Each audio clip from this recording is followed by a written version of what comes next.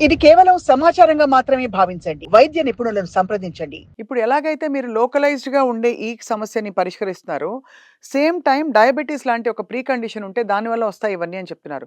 దాన్ని ఎలా టాకిల్ చేస్తారు ఆయుర్వేదంలో? నార్మల్‌గా డయాబెటిస్‌కి రూట్ కాజ్ మనకి ఇండైజెషన్ అండ్ లివర్ నుండి రావాల్సిన ఎంజైమ్స్ యొక్క సిక్రెషన్స్ సరిగ్గా లేకపోవడం, ప్యాంక్రియాస్ దాని నుండి రావాల్సిన సిక్రెషన్ సరిగ్గా లేకపోవడం.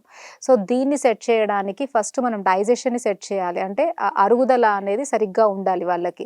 అరుగుదల సరిగ్గా ఉండడానికి మనము విరేచన కర్మ లాంటి ఆయుర్వేదిక్‌లో చెప్పబడిన కొన్ని పంచకర్మ టెక్నిక్స్‌లో ఒక పద్ధతిని చేపిస్తాము.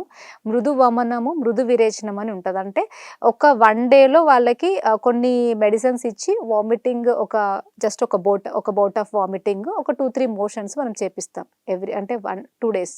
సో, అలా మనం ఎవ్రీ 2 మంత్స్‌కి ఒకసారి, 2 మంత్స్‌కి ఒకసారి ఒక 2, 3 సిట్టింగ్స్ చేసి వాళ్ళకి రెగ్యులర్‌గా కొంత డైట్ రెజిమెన్ అండ్ నార్మల్‌గా లైఫ్ స్టైల్ రెజిమెన్ అనేది ఖచ్చితంగా చెప్తాం. ఎందుకంటే ఇవి లైఫ్ స్టైల్ డిసీజెస్ కాబట్టి వీళ్ళ మెటబాలిజం దెబ్బతినడం వల్ల వచ్చే ప్రాబ్లమ్ కాబట్టి మళ్ళీ మెటబాలిజం నార్మల్ అవ్వడానికి ఫుడ్ అండ్ లైఫ్ స్టైలే ఇంపార్టెంట్ కాబట్టి ఆ రెండిటిని మనం చేంజెస్ చేయడానికి వాళ్ళకి కౌన్సిలింగ్స్ ఇస్తాం. ఈ లోపు వాళ్ళకి లోపట ఉన్న టాక్సిన్స్ పోయి ఈ ఆర్గాన్స్ మంచిగా పనిచేయడానికి ఒక క్లెన్సింగ్ ప్రొసీజర్స్ అనేవి చేపిస్తాం ఆల్టర్నేట్ మంత్స్‌లో. ఇలా వాళ్ళు ఒక 6 మంత్స్ రెగ్యులర్‌గా చేసుకుంటే కంప్లీట్‌గా షుగర్స్‌ని నార్మల్ చేసుకోవచ్చు. వాళ్ళు ఒకవేళ కరెక్ట్‌గా ఫాలో అయితే.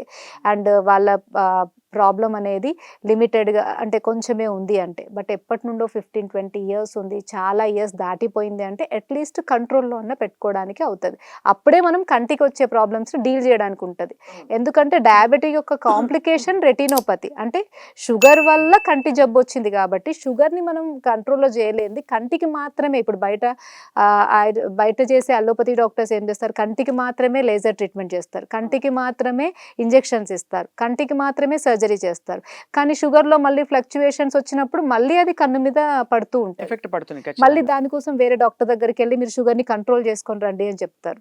రైట్.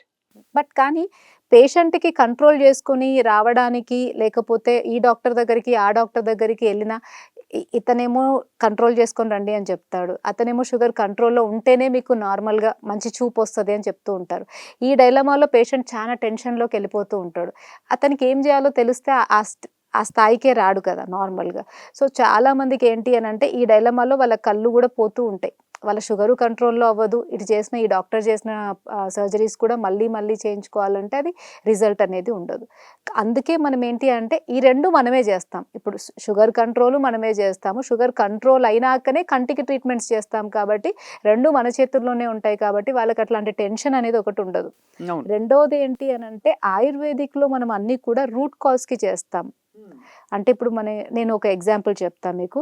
సేమ్ 3 రెటినోపతి పేషెంట్సే మన దగ్గరికొచ్చినప్పుడు, అంటే సేమ్ వాళ్ళకి రెటీనా ప్రాబ్లమ్ తోటే మన దగ్గరికొచ్చినప్పుడు అంటే దాని ప్రాబ్లమ్ పరిణామాలు ఎలా ఉంటాయి? ఫర్ ఎగ్జాంపుల్ రెటినోపతి అంటే రెటినోపతిలో ఏంటి అనంటే రెటీనా అనేది నార్మల్‌గా మనకి రెటీనాకి బ్లడ్ వెసెల్స్ ద్వారా, క్యాపిలరీస్ ద్వారా సర్క్యులేషన్ అనేది అందుతూ ఉంటది. రైట్. బట్ ఈ రెటినోపతిలో ఏమవుతదంటే ఆ క్యాపిలరీస్ అన్నీ కూడా రప్చర్ అయిపోయి బ్లీడ్ అవుతదనమాట లోపట. మనకి కంటి లోపట ఉన్న రక్తనాళాలు చిన్న చిన్న రక్తనాళాలు రప్చర్ అయ్యి బ్లీడ్ అవుతది. నార్మల్‌గా మనకి క్లియర్‌గా ఉన్న వాటర్‌లో మనం కింద ట్రాన్స్‌పరెంట్‌గా ఉన్నవి చూడగలుగుతాం. అలానే మన విట్రియస్ జెల్ క్లియర్‌గా ఉన్నంత వరకి మనకి విజన్ అనేది బావుంటది.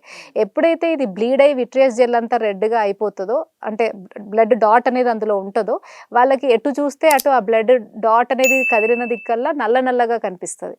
సో, కొంతమందికి ఏంటి అనంటే ఆ బ్లడ్ ఇట్లా దిగుతున్నట్టుగా చారలు చారలుగా కనిపిస్తది. అది స్ప్రెడ్ అయ్యే విధానం బట్టి వాళ్ళకి ఈ విజువల్ ఫీల్డ్‌లో అంతా గూడా ఆ బ్లడ్ అనేది అంతా డిస్టర్బ్ చేస్తూ ఉంటదనమాట. అవునవునవును. సో, మనం ఒక గాజు గ్లాసులో వాటర్ ఉంటే ఒక ఇంకేస్తే ఇట్లా స్ప్రెడ్ అవుతదో సేమ్ మన కంట్లో ఆ బ్లడ్ లీక్ అయినప్పుడు అది మొత్తం అట్లా స్ప్రెడ్ అవుతుంది. ఆ స్ప్రెడ్ అవుతున్న ఏరియాలో వాళ్ళకి విజన్ కనిపించదు. ఎందుకు అనంటే అది దాన్ని ఏమంటారు అడ్డుకుంటది కాబట్టి. సో, అలా మనకి విజన్ అనేది డిస్టర్బ్డ్‌గా ఉంటది. వాళ్ళకి బ్లాక్‌వి ఎటు చూస్తే అటు అవి తిరిగినట్టుగా అనిపిస్తది.